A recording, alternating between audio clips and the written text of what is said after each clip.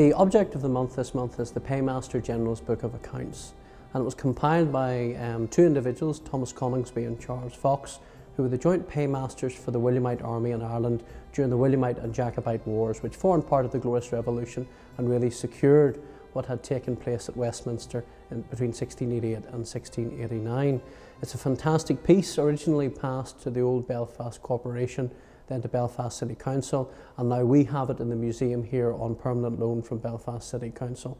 And it gives a fantastic insight into late 17th century warfare, and in this case, the height of the Williamite and Jacobite wars over the British throne between 1688 and 1691. Any piece or manuscript in such a good condition is very important, from this era of the Glorious Revolution, and especially given that it refers to a lot of what took place in Ireland, those regiments who were getting paid by the Williamite cause. But there's also intriguing pieces within it. There are payments to spies, half pay to deserters from the Jacobite camp coming over to the Williamites, but it allows the reader or the researcher also to gain an insight into the economics and the social aspect of late 17th century warfare. There's various suppliers are mentioned, payments made for the upkeep of hospitals, payments made to churches, suppliers to the army during this particular period. So it has a myriad of historical uses, as well as the genealogical side, which is incredibly important, especially as genealogical history really takes off in this modern era. There are about 1,500 or so names contained within the volume itself.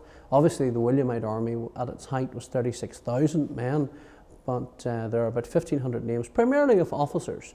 But one of the other exciting features is that it records a number of European regiments that have come over to fight with William, and that's very important for the Williamite and Jacobite wars, that it wasn't just a civil war in the British Isles, it wasn't just a civil war in Ireland, but it had this European dimension of the French fighting against the Grand Alliance in Europe, and that's always in the background. And we have on both sides, when the major battles take place in Ireland, we have French troops from the British Isles, obviously Irish regiments, as well then as William's European army in terms of Danish, Dutch, German and Swiss troops that were all present at the Battle of the Boyne. This particular page shows a number of payments that were made for the upkeep of hospitals, because really you're moving into the era of total war.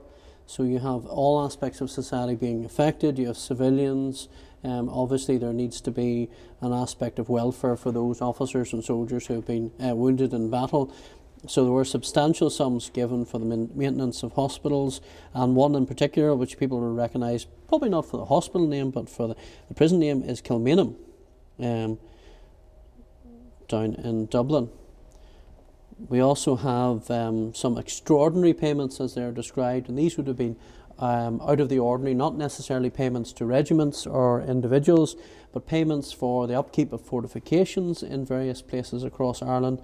But you'll see the first one here is actually for Secret Service, so essentially private intelligence that is being given by spies for the Williamite army against the Jacobites during the campaign, and obviously passing information to the Williamite army and the Williamite commanders so that they can best prosecute the campaign against the Jacobite forces.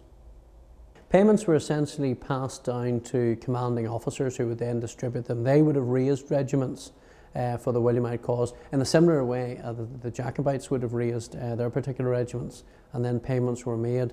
There's a couple of very interesting stories tied in with the book. We have heard from a researcher that some of the Danish troops were big spenders and spent their money quite quickly, so they were always pushing their commanders to get paid, and that's, I think some of that is reflected within the volume itself. Roughly the multiplier effect in today's money would be 143. So if you were receiving £100 for a particular period of service, multiply that 143 times and then you'll get the equivalent of today's particular salary. There are 1,500 names, a lot of which are French names, and in my part of County Down in West Down, one of the surnames that you would find today is Mercer. And if you look at the French regiments that were wintered in 1689, 1690 in West Down, in Hillsborough, Lisburn, Dromore, under Colonel de la Melonier, one of the French Huguenot regiments, a lot of the surnames there are Mercier. So various derivatives of Mercier have over time obviously evolved into the Mercer surname.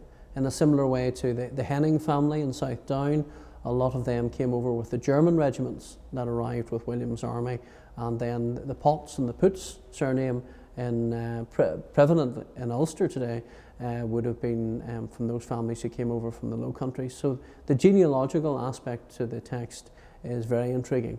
The museum itself is open to the public Tuesday through to Saturday, 10 a.m. to 5 p.m.